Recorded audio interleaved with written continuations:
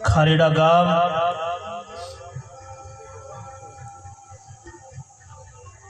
અવારનવાર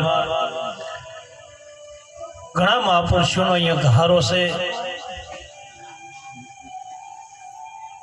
હું પણ ઘણીવાર આવ્યો છું। વચમાં જ વાલજી ભગતના અહીંયા આવી ગયો તો પણ પોચ જે બોલાય પણ રોમ કરો જો કોઈ જે બોલવા આવે।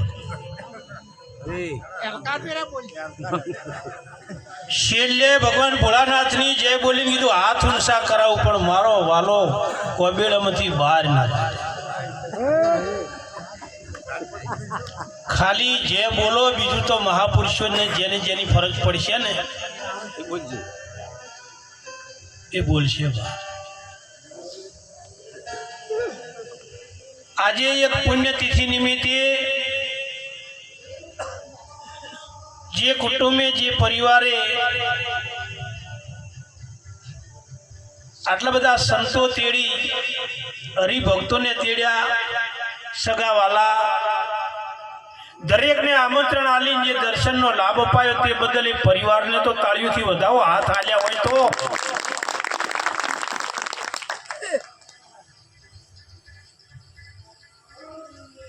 આ કોઈ નોની વાત નહીં, ભેળું કરવું બા।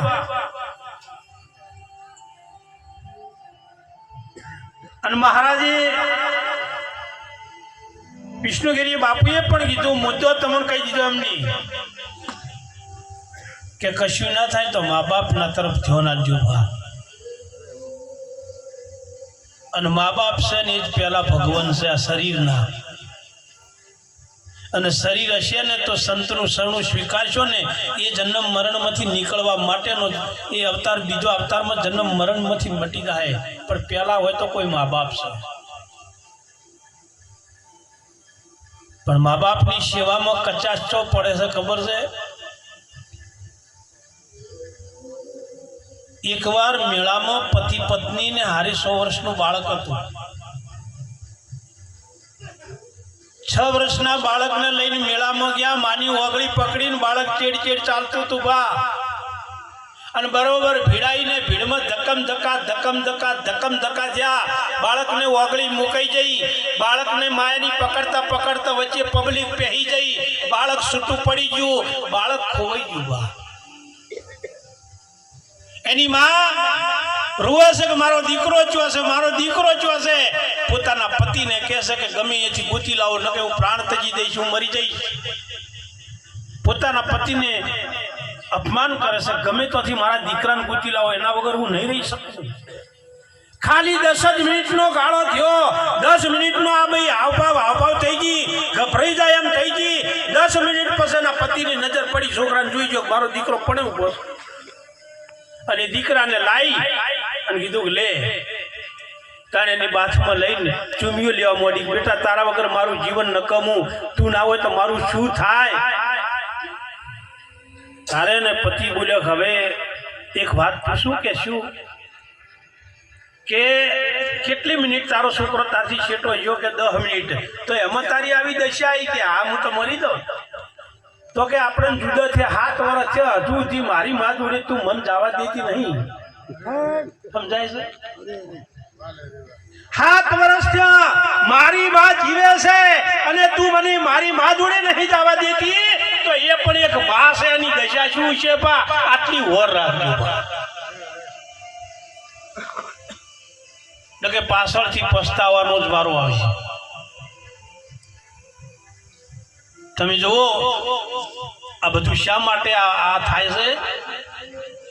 બધાને ખબર છે સરોવર હોય, ડેમ હોય, તળાવ હોય કે સમુદ્ર હોય, દરેકની નીચે કીચડ અને કોકરા છે ને દરેકની નીચે કોકરા અને કીચડ છે, પણ કેમ નહીં દેખાતો? ઉપર પાણી ભર્યું છે। જો સુધી પાણી છે તો સુધી કીચડ અને કોકરા નહીં જડે। એમ જો સુધી તમારામાં સેવાનો ભાવ અને પ્રેમ છે તો સુધી આ જગતમાં કોઈનો દોષ તમને નહીં જડે બા, નહીં દેખાય। અને જેવું પાણી હુકાઈને દેખાય ને એટલો તમારો ભાઈઓનો પ્રેમ ઘટ્યો, એટલે કોકરાને કીચડ આયા। અને એમાં સંતો તો એમ કહે છે કે મોતીડા સરે હંસલા મોતીડા સરે, એમાંથી એ હંસ તો મોતી ચરે છે, પણ મોતી લેતા આવડવું જોઈએ બા. સુંદર વાત કરી. આજની તારીખ 6મી તારીખ તો પૂરી થઈ. 7મી તારીખ થી 16મા દિવસે ભગવાન રામચંદ્રની પ્રાણ પ્રતિષ્ઠા મહોત્સવ સમગ્ર ભારતમાં કેટલા વર્ષોથી રાહ જોવરાતી હતી. જનો કોરેઠમાં કેસ ચાલતો હતો. કળા તો જુઓ પરમાત્માની. એક આવો તંબુ નીચે મૂર્તિઓ પરમાત્માની પડી હતી 500 વર્ષથી.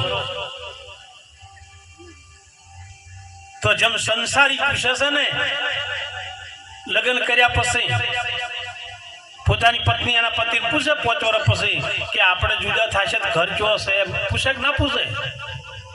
તો એ 500 વર્ષથી મૂર્તિઓ પડી હતી. તો સીતા માતાએ ભગવાન રામચંદ્રને પૂછ્યું હોય કે પ્રભુ,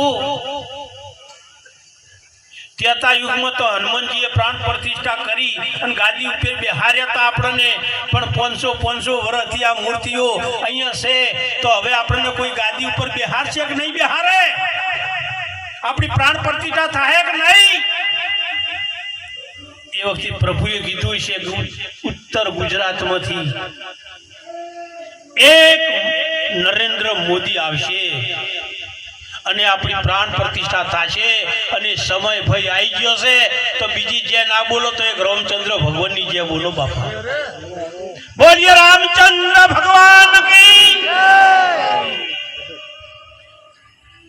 પણ મંદિર બનાવવું બહુ સહેલું છે બા. મંદિર બનાવવું બહુ સહેલું છે. કોઈ પણ ગામમાં જુઓ તમે મંદિર બનશે ને, એની પ્રાણ પ્રતિષ્ઠા થશે ને, તાર આખું ગામ હૈયું. કેમ આપણે કાર્ય નથી થતું? કેમ સંતોનું શરણું સ્વીકારવાની ઈચ્છા નથી થતી? કેમ ધર્મના નજીક નહીં જવાતું? કેમ ધર્મને નથી ઓળખતા બા? પ્રાણ પ્રતિષ્ઠા થાય તાર આખું ગોમ હોય, તનથી મનથી ધનથી સેવા આલે, પણ 15 દાડા ચેડી જુઓ ને તો મંદિર અને પૂજારી બે એકલા જ બાપા હોય. એ મંદિરમાં મંદિર અને પૂજારી એવો ભાવ જેવો પેલા દિવસે છે ને, અરે તમે ભેંસ લાયા હોય ને તો તમે 4 દાડા જે નવરાવે જે હોર રાખી દો, એમ તમે આ ભજનમાં એવું છે, એક સરખો જો ભાવ છે ને તો ખોળવા જવાની જરૂર નથી બા.